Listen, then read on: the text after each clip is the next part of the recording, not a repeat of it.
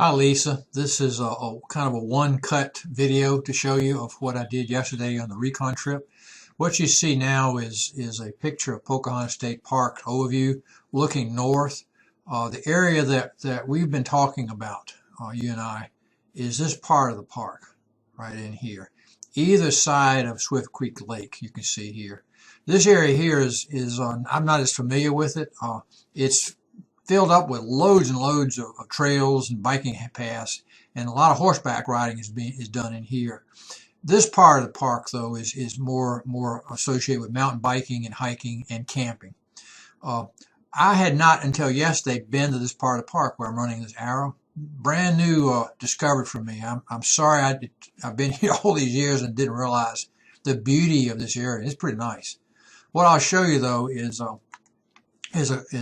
specific details of how I arrived at the park off of Beach Road and went to the park entrance and then drove along East State Park Road back into the area here. And the first place I went was this Algonquin Ecology camp. These they have their origins from 1930s when the CC boys lived in the area. And I had never been into these before. You'll see pictures that I'll share here that these are basically rustic bunkhouse and dining hall setups that have been adapted to use by local groups here. For instance, church groups go in there right often for camping and day events.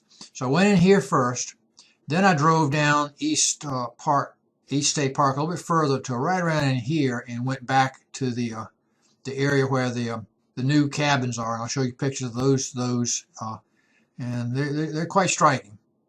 And then I'll show you what I found down here at the very end of the eastern end of the park called Swift Creek Camp. There are two CC camps back in there, and in particular I show you the one called Third Branch. That was the one that caught my eye as the best. If I had to pick a spot today, I think the Third Branch might be top of the list. But anyway, let me show you the pictures, and then I'll post all this to YouTube, and then you can review and give me a holler on what you'd like to see more. I'll go back and take additional pictures. I'll call the staff office and ask them more specific questions about availability and options on what we could do as groups, as a group visit, that sort of thing.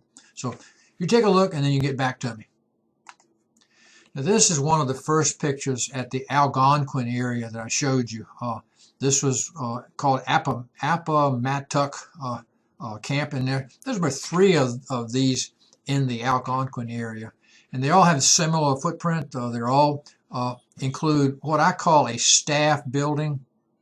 This is something that probably is a collection or a place that groups that spend time there go to for meals and shared meals and meetings, and it's just probably a big open space there. They all seem to have some sort of a bath facility. This is the one there in the Algonquin, the first one I came to. There's a men and women's area, and then on the end of this particular one, there are 4 shower stalls that people can take showers in them. And I'm guessing that they all have that same functionality.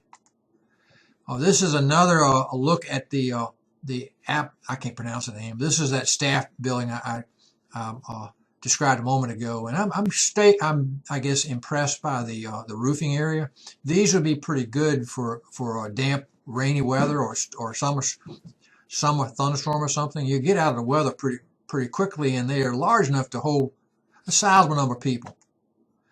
This is that same one looking at it from a different angle. You can see it has a large porch, and on the end of it here where I'm running my arrow, there's a fireplace, so you can cook there. Then deeper down into the area, here's a close-up of the bunkhouse setup of a typical CC camping area. And these bunkhouses are pretty basic.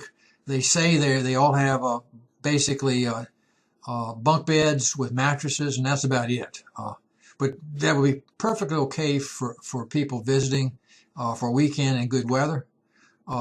For those that don't want to stay in a bunkhouse, I'm betting that these areas, this is an area about 100 yards uh, away from the house that I just showed you, that you can see people have a campering there, and I'm betting this is used occasionally for group camp out, for tent camping. Here's another one of the Algonquin area units. I can't pretend to pronounce the name of this. This is a smaller one. So apparently they have different size groups of cabins or bunkhouses. Here's yet another one, Wyanoke. And they have what I call chow halls. They call them dining halls. These are used locally by wedding receptions. They're used for that purpose. But they do have a fully appointed kitchen, and that probably could be rented as well as the bunkhouses for groups that need that. Now here's a look at the road leading into the new cabins, and you can see in the background the very first of 5 of them. And I'm gonna drive back in. I'll take pictures, and I'll show you in a minute. This is getting a little deeper in. There were some people doing some insect control work there yesterday. This is the very first cabin of the row, and the rest of them are off to the right.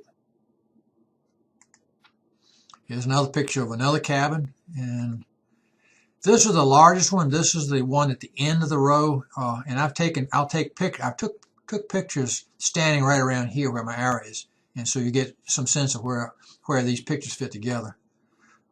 Before I walked in, I looked back down the road. The very first cabin is where this arrow is pointing, where the men's trucks were standing, and then you can see there are 4 here in the picture, and then the 5th one is the lodge. This is standing behind the pickup truck next to the lodge, looking down the row of cabins and looking at the lake. And the lake is I think what makes these cabins attractive. It's the proximity to the lake and access to the lake. I can see people having canoes and kayaks pulled up in the woods and just having a good time staying in a cabin and having the amenities of a cabin. This will be a fully appointed facility, and then be able to walk right down the hill to the lake for fishing or whatever they want to do in Swift Creek Lake. This is another look at the lake, and I'm sharing this picture because I've been hiking back along. You can see the outline. I've been hiking that trail all for the last year, I guess. In fact, the picture I emailed you last week, I was standing right about there and looking back this direction. Here's some more of the pictures of the cabins up to the west of the lodge. I don't know what the cabins look like inside, but I'm sure it would be pretty nice. And this is standing beside the lodge and looking to the east. And this direction is where I'm going to take you next. Right around the bend here is where the West Branch facility is located. It might be possible to get a cabin and use that as sort of a base camp, and use areas like this, which are within 150 yards, 200 yards of the cabins, as a tent camping area. I did not ask if that was possible. I just saw that. I thought, that's interesting. They've cleared these areas for some reason, so I don't know whether that's the intent, kind of a overflow area for the cabins or not. Now, the last area I went to was at the far eastern end of the road, and this is the Swift Creek camp area that I was surprised and very pleasantly surprised at what I found. There are two groups of cabins here in Swift Creek. First is the second branch. I'm going to show you specific details of the third branch. The third branch is up this road here, this little distance, and I'll get in here and park where I'm flipping my mouse, and you'll see what I saw. This is in the parking area, and you look down inside this area, and you just see the bunkhouses, and they're pretty basic. They're probably clean, but they're not fancy. But they would be perfectly good for a weekend or a long weekend outing for people who didn't want to stay outside in a tent. Look right here for a second. I'm going to come back. I'm going to run my mouse, but you see right where I'm running a mouse. There's evidence of benches and everything. I'll show you that in a second. This was a little bit further to the right. There's the benches I was just mentioning, and there's a fire pit right there. But I'm struck by these buildings here because I think they would be really good to have as a collecting point, particularly if it's damp or rainy weather. There's a lot of roof space here that you could get under.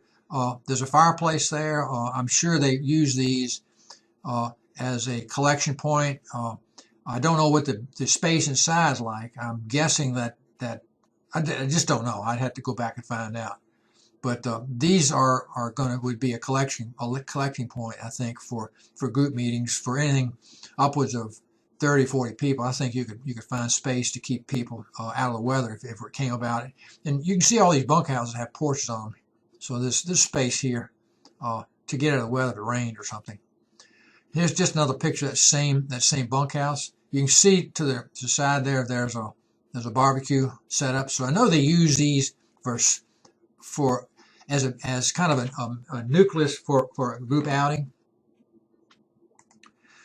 Here's that fire pit I showed you a couple pictures ago up closer, and you can see people are using this. And I think this would be great in good weather. I think you'd have fun here. I asked today when I called back to thank the lady for telling me to come take a look. I told her I was curious about this particular area, this particular location, and asked if people use these for cooking, and she said they certainly did. That she says a lot of church groups come in and use these CC camp setups for their weekend outings and things. Now I've walked through from the fire pit. I walked down towards the lake in this direction. I'm turning the camera, looking back up. I parked my car back in that direction. So just to give you an orientation, I'm walking to the lake right now, and I'm at the last bunkhouse before I leave the area to go down the hill to the lake. And you can see the path that people have maintained just walking down the hill. And from this point, I made a 180-degree turn to take the next picture. And you can see, if I wanted to continue, I could have gone to the lake while walking down. And I'm sure that there's plenty of safe, easy to reach points of entry to the lake. This little island, this little inlet right here would be a good place to store boats and canoes and kayaks. So anyway, that's the story of what I just did. Where I just left you is right here. You can see right in there. That's the West Branch. So you look at this, make notes, give me a holler on what you'd like to know more about, and I'll elaborate. It's just an ending, just to give you some idea of the hiking options. We just left the third branch unit right here. These lines here are routes that I've never taken. I'm gonna have to go back and find what this is like. I think there's some mountain bike trails in here, and they're fine for hiking. Where I've spent most of my time this year has been in these pink areas right here. These are really, really nice. Something called Forest Exploration Trail. They're really great. You can weave together 6 to 8 mile loops on these trails and have a good time in them. Just above this bunch of hiking exclusive trails are mountain bike trails, and I can't tell you that I've spent a lot of time on those. They're used a lot and apparently are very, very popular. What I have done over the years is come into this parking lot here off of Qualla Road and use these forest trails to make loops for running. I used to jog a lot, and I also incorporated the single path bike trails you can see here. Those are great. They're just wonderful for biking. But I enjoy walking on them, and I've enjoyed running on them. So here in the middle is where a lot more of the Pocahontas Park facilities are. There's a visitor center. They've got area to put boats in and out right there. And then in season they have a swimming pool, and it's used on a daily basis. This area here I did not go into. This is where the basic campsites are, where individuals come in and set up camps. And I'm not sure that would. I'll go take a look at that for you if you'd like, but I'm not sure that they would be as there'd be a lot of activity here, a lot of civilians coming and going on a weekend, particularly in the time frame we're talking about. I think we'd have more privacy, more seclusion, and a better sense of the woods if we were using one of these sites here, in particular back on the very far back end on Swift Creek Lake. I think that'd be where we'd have the most fun.